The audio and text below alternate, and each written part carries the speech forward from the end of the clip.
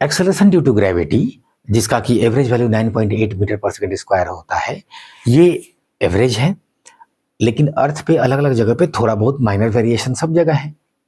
ठीक, सबसे कम कहां पे होगा? इक्वेटर पे, क्योंकि इक्वेटर पे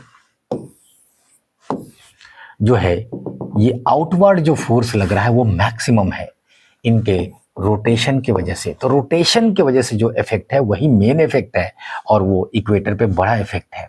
तो मिनिमम यहाँ पे होगा, मैक्सिमम पोल पे होगा, क्योंकि पोल पे आप चले गए तो आप एक्सिस पे ही चले गए, तो ओमेगा की वजह से जो इफेक्ट होगा सेंट्रीफ्यूगल फोर्स का वो नहीं रहेगा।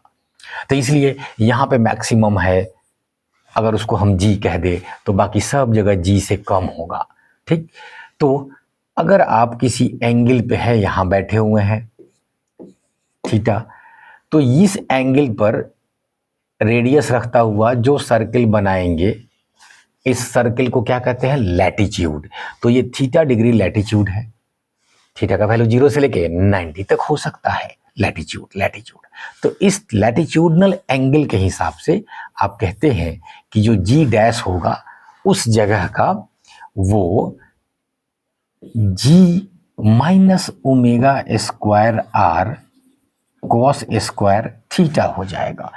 दिख रहा होगा आपको कि पोल वाले में से जो मैक्सिमम है ये घटेगा, ये घटेगा। अब आपको देखना है कि कहां पर कितना एंगल है, उसके हिसाब से घटेगा। मैक्सिमम कहां घटेगा? तो कॉस का मैक्सिमम वैल्यू 1 होता है, कब? जब 0 डिग्री एंगल होता है। तो 0 मतलब इक्वेटर। क्लियर? तो ये बात।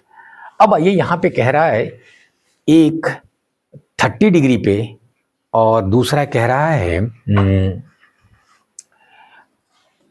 30 degree G at the equator. देखिए ये जी कह रहा है इक्वेटर को, इक्वेटर पर को। तो हम लोग देखिए, ध्यान रखिए, आप जो रिलेशन ध्यान में रखते हैं वो जी कहां हम लोग लेंगे? पोल पे लेंगे, इस फॉर्मूला में, मिस नहीं कीजिएगा। बाकी सिंबल यूज करने के लिए आजाद है, तो कुछ भी यूज कर सकता है, लेकिन हम अपनी सहूलत की है यहाँ जी नॉट दे देंगे, जी नॉट दे देंगे और उसको सॉल्व कर लेंगे। G0 इक्वेटर वाला। तो आइए बारी बारी से देखते हैं। अब G30 is equal to G minus omega square R 30 cos 30 √3/2 square करेंगे तो 3/4 हो जाएगा। ठीक, अब ये लास्ट में किसी एक का वैल्यू या रेशियो नहीं पूछ रहा है, ये G0 माइनस G30 पूछ रहा है। तो पहले ही से हम G30 बराबर ये सब करते हुए हम लोग चल रहे हैं। ठीक है, ओके, करेक्ट है। अब आइए उसी प्रकार से G0 डिग्री वाला, तो वो हो जाएगा G माइनस कॉस 0 1 का स्क्वायर भी 1, इसलिए खाली बच गया क्या? Omega square R. ठीक है ना, ये इक्वेशन 1, ये equation 2।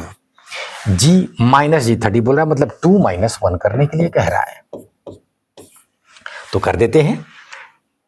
G minus G30 G0 या G0 माइनस G30।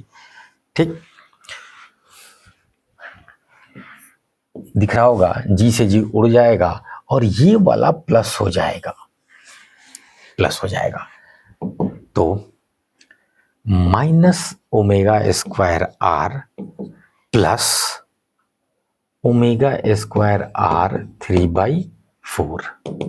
तो ओमेगा स्क्वायर आर को बाहर ले ले तो 3/4 माइनस 1। ठीक है ना, ये देखिए नीचे 4, 3 माइनस 4 इज माइनस 1, तो minus 1/4 omega square R. 1/4 omega square R तो आ रहा है, लेकिन ध्यान रखिए निगेटिव आ रहा है, निगेटिव आ रहा है, इसलिए ये आप कहेंगे कि क्या सर वो प्लस माइनस देना जरूरी नहीं है क्या, कि इन्होंने ऑप्शन में नहीं दिया है? बिल्कुल जरूरी है, बिल्कुल जरूरी है। तो इसलिए ये यहाँ पे कमी है क्वेश्चन में कि वो माइनस साइन इन्होंने नहीं दिया है। क्यों जरूरी है जरा देखिएगा, क्योंकि हमको ये पता है कि G0 पे सबसे कम होगा, इक्वेटर पे सबसे कम होगा, सबसे कम वाले में से थोड़ा ज्यादा वाले को घटा रहे हैं, तो निगेटिव आना होगा, निगेटिव आना होगा। चलिए एनीवेज हम लोग एक्सेप्ट करते हैं ऑप्शन 1 को और आगे बढ़ जाते हैं।